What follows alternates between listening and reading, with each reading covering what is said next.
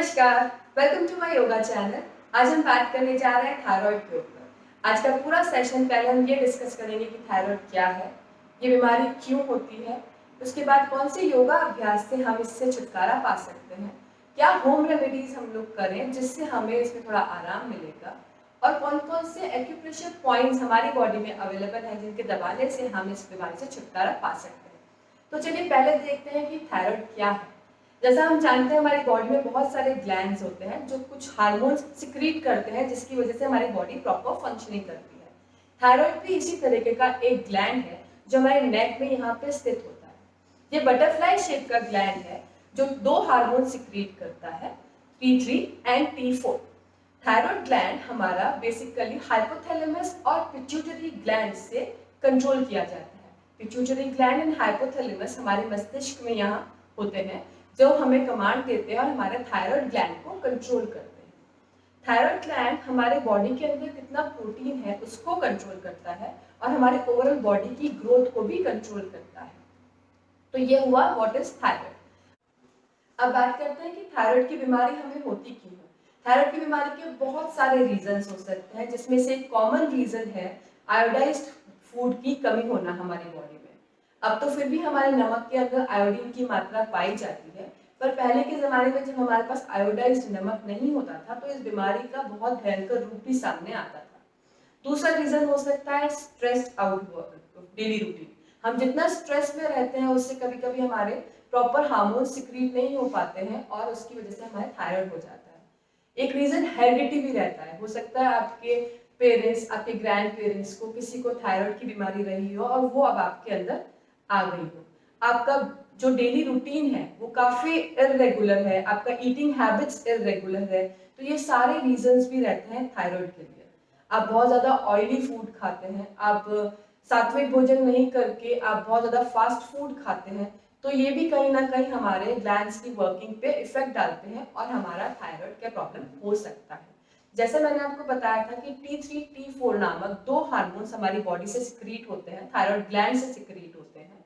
और हम ये भी देखेंगे कि थायराइड सिर्फ एक तरीके की बीमारी नहीं है। आप देखेंगे कि थायराइड के पेशेंट्स अलग अलग तरीके के अपने बॉडी के ऊपर उसके इफेक्ट बताएंगे। ये ऐसा क्यों होता है? क्योंकि थायराइड दो टाइप का हो सकता है, hypothyroid and hyperthyroid. Hypothyroid means जब हमारे ग्लैंड में से T3 T4 हार्मोन्स कम मात्रा में रिलीज होते हैं, जितनी हमारी बॉडी को रिक्वायरमेंट है उतना हमारा हार्मोन्स बाहर नहीं आ पाता है, that is the condition of hypothyroid.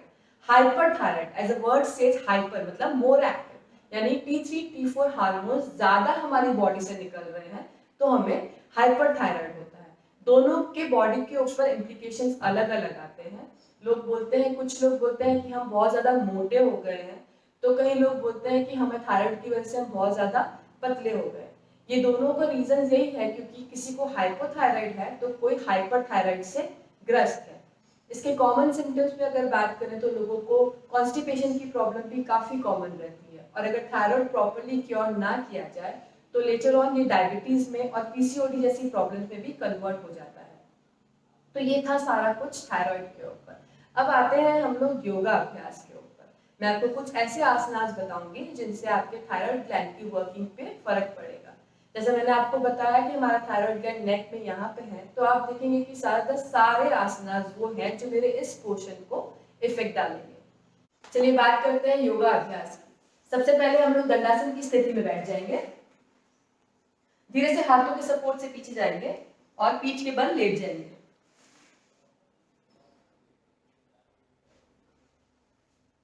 जो आसन में करने जा रहे हैं उसका नाम है सर्वांग आसन। इनहेल करेंगे, धीरे से लेग्स को ऊपर लेंगे,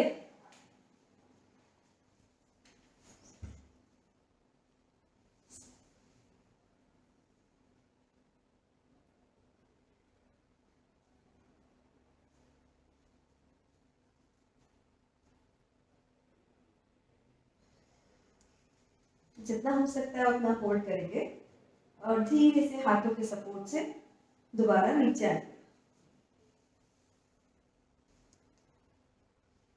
थोड़ी देर रिलैक्स करेंगे और अब करेंगे दूसरा आसन, हलासना।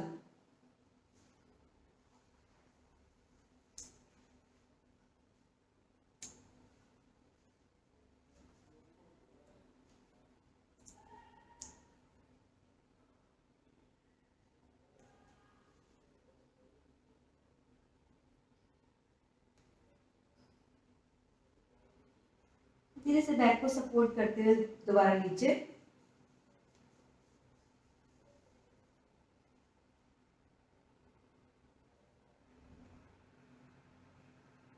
And relax.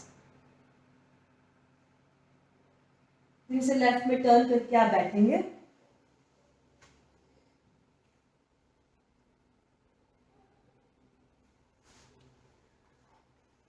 अगले आसन की तरफ बढ़ते हैं, वो है मत्स्यासना। उसके लिए आप पद्मासन में बैठेंगे।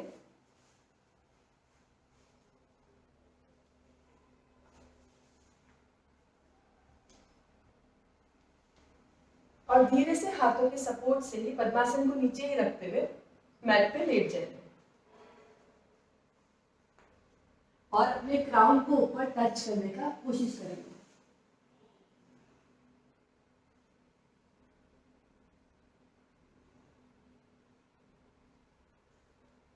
सांस भरते हुए धीरे से वापस हाथों के सपोर्ट से ऊपर और रिलैक्स। अगले आसन की तरफ जाते हैं, कैट एंड काउ पोस्चर। इसके लिए पहले आप वज्रासन में आएंगे। अपने नीज के बीच में शोल्डर लेवल डिस्टेंस रखेंगे। हाथों को अपने शोल्डर्स के नीचे इनहेल करेंगे और ऊपर देखेंगे।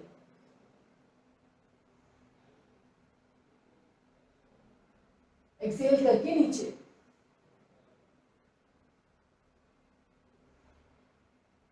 इनहेल, फिर से एक्सहेल करके नीचे।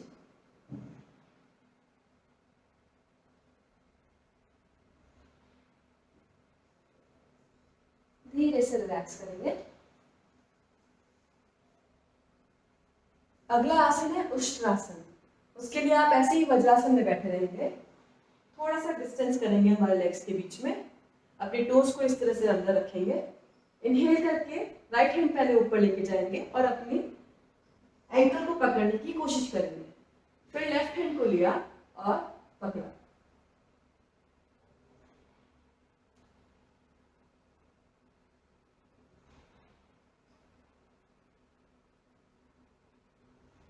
धीरे से वापस आएंगे एंड रिलैक्स। अगला आसन है धनुरासना। धनुरासन के लिए आप अपने पेट के बल लेट जाएंगे।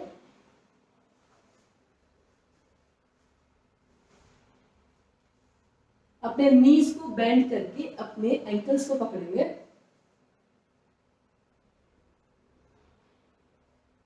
इनहेल करके पहले अपने लेग्स को ऊपर खींचेंगे और फिर हमारी अपर बॉडी को भी ऊपर करेंगे।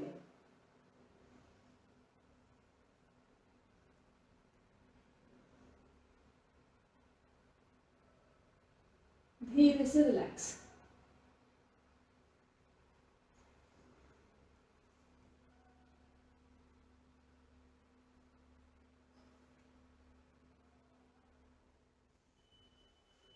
बालासन की स्थिति में आके बैठेंगे।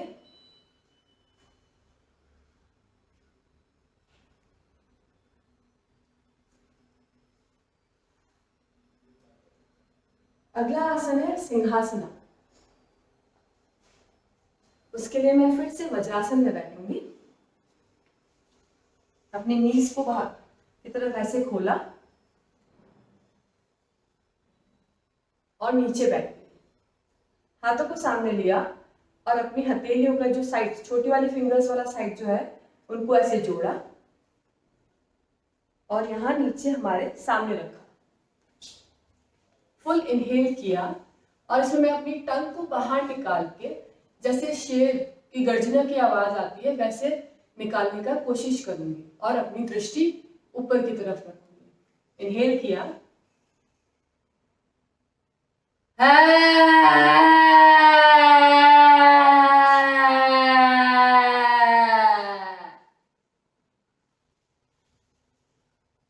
आप ये चाहे तो 3 से 4 बार भी कर सकते हैं। और उसके बाद जो भी सलाइवा आपके यहाँ पे आएगा उसके स्लोली धीरे से मसाज कर लीजिए और नीचे ले लीजिए। अब चलते हैं अगले आसन की तरफ जो है भुजंगासन। भुजंगासन के आज मैं आपको 3 से 4 वेरिएशंस दिखाऊंगी। आप उनमें से सारे भी कर सकते हैं और चाहें तो कंफर्टेबल जो आपको लगे उससे स्टार्ट करके देन धीरे धीरे सारे फॉलो कर सकते हैं। भुजंगासन के लिए मैं दोबारा अपने पेट के बल लेट जाऊंगी। मेरी पाम्स को मेरे चेस्ट के पास, पीछे देखेंगे कि मेरी आप एंकल्स और मेरे टोज और मेरी हील्स जुड़े हुए हैं। इनहेल करूंगी और अपने हाथों के सपोर्ट से ऊपर वाला बॉडी ऊपर उठाऊंगी।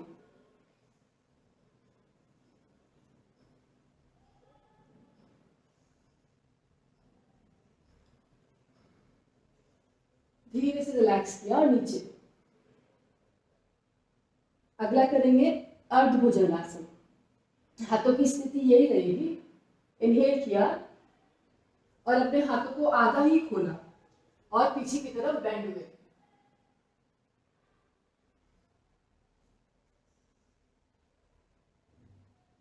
धीरे से रिलैक्स। अगले भुजंगासन की वेरिएशन के लिए मैं मेरे लेग्स में मैट लेवल जितना डिस्टेंस करूंगी। हाथ यहीं पे मेरे चेस्ट के पास। पूर्ण भुजंगासन की स्थिति में उठूंगी। इनहेल और अब अपने लेफ्ट साइड से नेक को घुमाते हुए राइट साइड की हील को देखने की कोशिश करूंगी।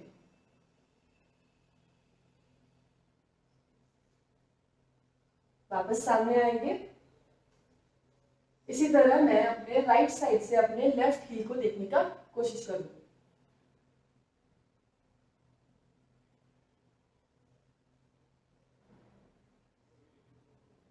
Slowly relax. लेग्स को दोबारा साथ में। अब मैं अपनी एल्बोज और अपने पाम्स को दोनों को नीचे रखूंगी। इनहेल करके अपने हाथों से बस ऊपर उठूंगी। इनहेल,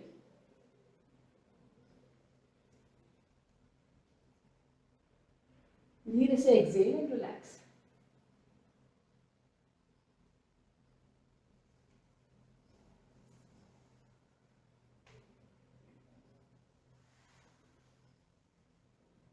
तो ये थे हमारे सारे योगा अभ्यास जो हम अगर थायराइड की प्रॉब्लम से ग्रस्त हैं तो हम कर सकते हैं। अब हम बात करेंगे एक्यूप्रेशर पॉइंट्स की।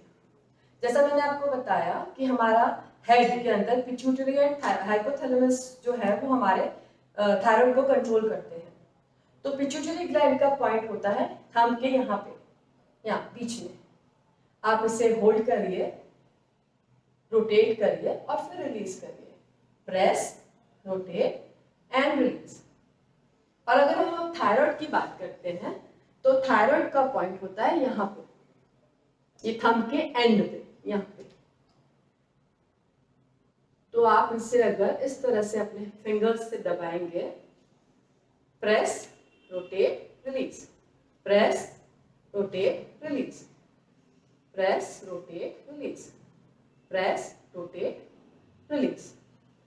तो ये 2 पॉइंट्स थे हमारे थायराइड के acupressure points. Now let's talk about home remedies. तो मैं जो आज आपको 2 होम रेमेडीज बताने जा रही हूँ, बहुत ही इजीली अवेलेबल आपके किचन में है। पहला नुस्खा, अजवाइन और धनिया रात को 1 चम्मच भिगो दीजिए और सुबह में वो पानी पी लीजिए। और नेक्स्ट नुस्खे के लिए दालचीनी, मेथी और जीरा एक प्रॉपर क्वांटिटी में 100 ग्राम्स लेकर इसका पाउडर बना लीजिए और रात को सोने से पहले ल्यूकवार्म वाटर के साथ 1 स्पून इसको पी लीजिए।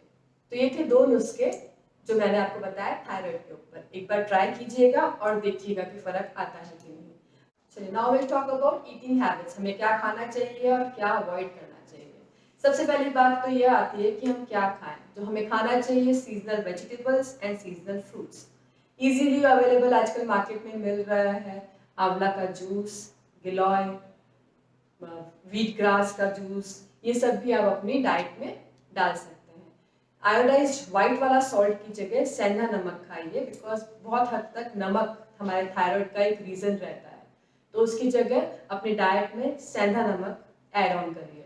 अब हम क्या ना खाएं या थोड़ा अवॉइड करें, टोटली तो नहीं पर थोड़ा बहुत अवॉइड करें, या जैसे कैबेज हुआ, कॉलीफ्लावर हुआ, सोयाबीन्स हुआ। टी एंड कॉफी प्लीज कम कर दीजिए। थोड़ा स्वीट सॉल्टी स्पाइसी फूड कम कर दीजिए, नॉर्मल खाना खाइए, ऑयली फूड को अवॉइड करिए, and then you can see the difference. So that's all on thyroid from my side. I hope you like the video. If you like the video, please like, share and subscribe. Thank you so much for watching. मिलते हैं next video में, तब तक के लिए bye bye.